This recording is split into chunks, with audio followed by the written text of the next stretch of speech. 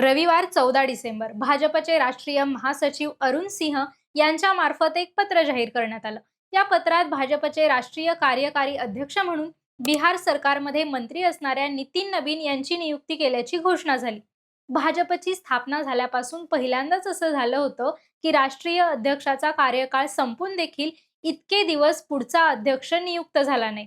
J P Nadda यांचा कार्यकाळ वाढवत नेला. देशातला इतका मोठा पक्ष असून भाजप राष्ट्रीय अध्यक्ष निवडू शकत नाही का, अशा टीकाही झाल्या.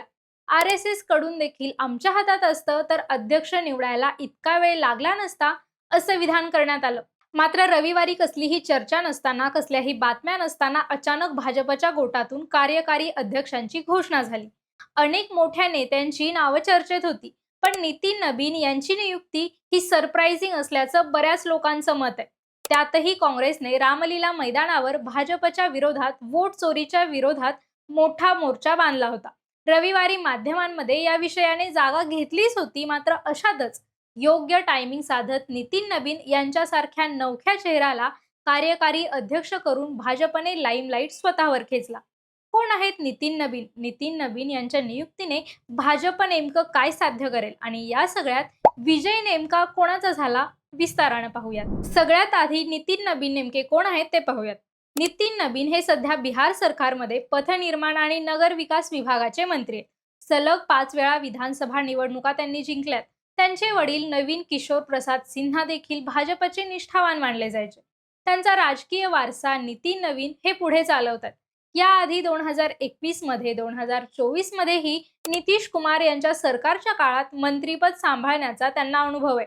महत्वाचं म्हणजे छत्तीसगडचे निवडणूक प्रभारी म्हणून त्यांनी काम केलंय आणि त्यांच्या नेतृत्वात भाजपला छत्तीसगडमध्ये प्रचंड बहुमतही मिळवता आलं होतं.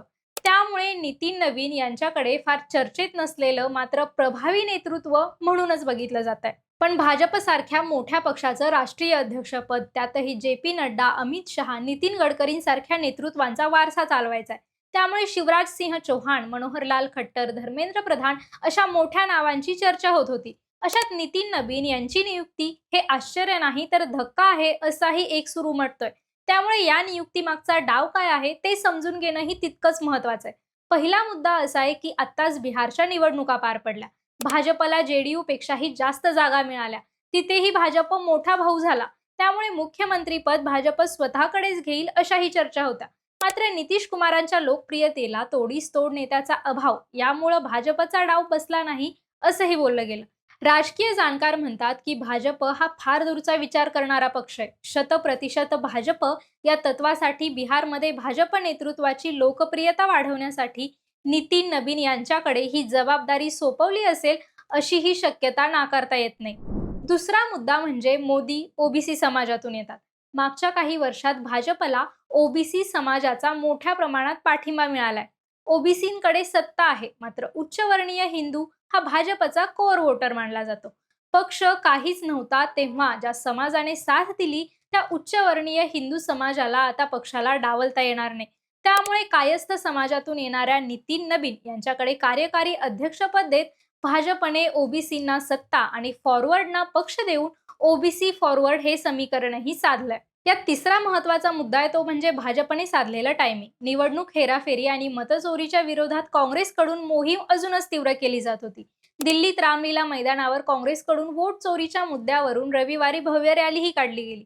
यात राहुल गांधी, प्रियंका गांधी, मल्लिकार्जुन खरगे यांच्यासह काँग्रेसचे देशातले प्रमुख नेते उपस्थित होते. यावेळी बोलताना लोकसभेतील विरोधी पक्षनेते राहुल गांधी यांनी निवडणूक आयोग, गृहमंत्री अमित शहा, पंतप्रधान नरेंद्र मोदींवर सडकून टीका केली. मतचोरीचा मुद्दा कुठेतरी भाजपवर भारी पडतोय की काय असं वाटत असतानाच भाजपने कार्यकारी अध्यक्षाची घोषणा केली.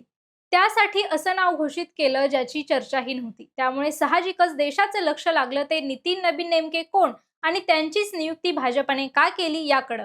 20 नोव्हेंबरला बिहारमध्ये शपथविधी झाला. त्यात नितीन नबीन यांनाही मंत्रिपदाची शपथ देण्यात आली. भाजपचा नियम आहे की एक व्यक्ती एक पद. आता काहीच दिवसांपूर्वी ज्या व्यक्तीला मंत्रिपद देण्यात आलं त्यांचं नाव कार्यकारी अध्यक्ष म्हणून घोषित केल्यानंतर भाजपचा हा डाव विरोधकांच्या मुद्द्यातली हवा काढून घेण्यासाठी टायमिंग साधत टाकलेला डाव आहे का, असंही बोललं जात आहे. पण आता प्रश्न उपस्थित होतोय तो म्हणजे नितीन नबीनच का?